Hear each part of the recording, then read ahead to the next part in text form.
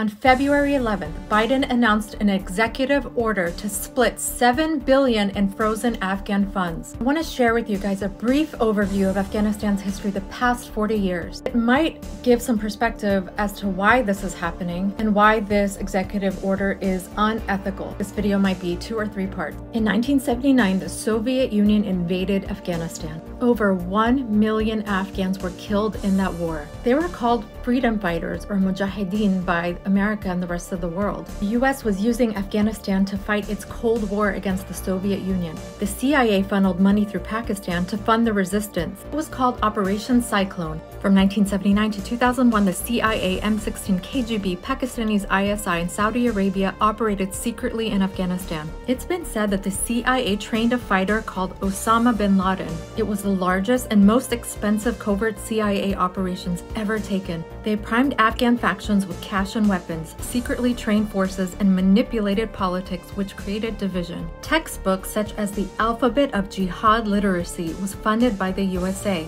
They glorified violence in the name of religion and were given to children in schools. The CIA provided the Mujahideen, the freedom fighters, Stinger aircraft missiles to shoot at Soviet helicopters. In 1989, the Soviet Union withdrew from Afghanistan after losing a 10-year war. The USA walked away and a civil war erupted. In 1994, a group of ultra-conservative student warriors, many of them who were educated by those Alphabet of Jihad Literacy books, emerged in Afghanistan and Pakistan.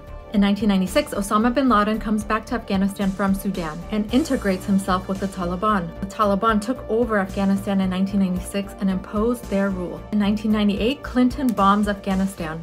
Then the September 11th attacks happened in 2001. Not one Afghan was involved in the hijackings. The US starts a bombing campaign in Afghanistan in October 2021. The US demanded the Taliban to hand over bin Laden. The Taliban responded with, "Show us evidence he committed 9/11 and we will hand him over to a neutral country."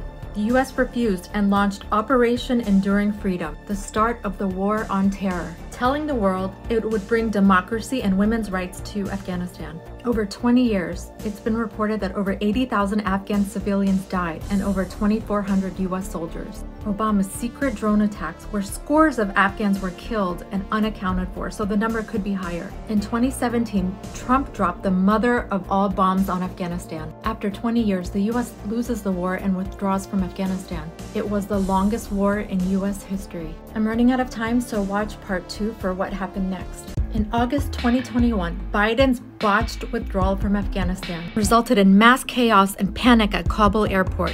Young Afghans fell from the sky as they clung to airplane to escape. There were mass and messy evacuations of tens of thousands of Afghans. 13 US servicemen were killed and a reported hundreds of Afghans shot at the airport.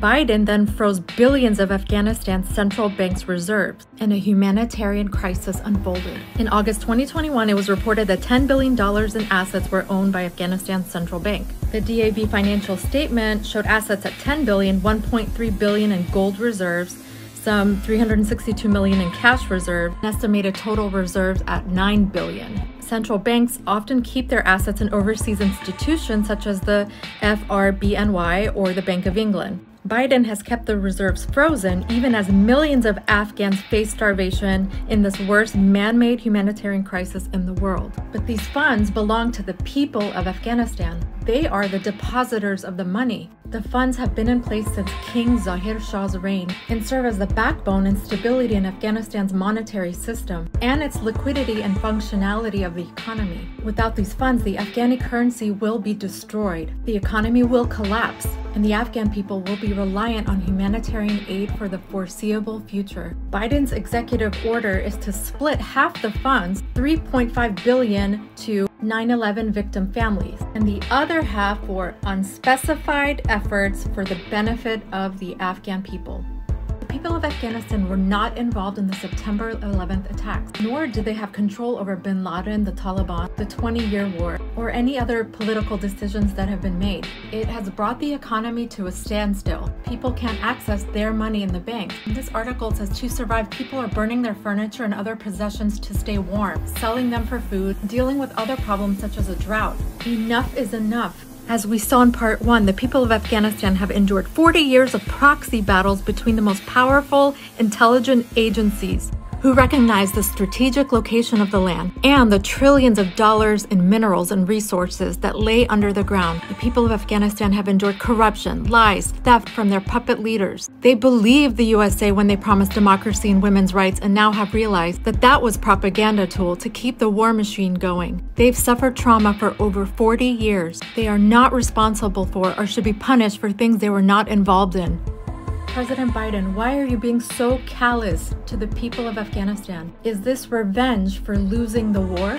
Are over 80,000 civilian deaths and millions of Afghans starving not enough revenge? Part 3, I'm going to share with you guys the opinion and the outcry from different people about this issue. So in part 1, I gave you guys a brief overview and history of Afghanistan the past 40 plus years. And in part 2, I gave more detail about Biden's botched withdrawal from Afghanistan, how his freezing of billions of dollars of Afghanistan's money has affected Afghans. And now I'm going to share with you some opinions about Biden's recent executive order to split these funds, which most people are equating to theft. So let's see what these opinions and voices are.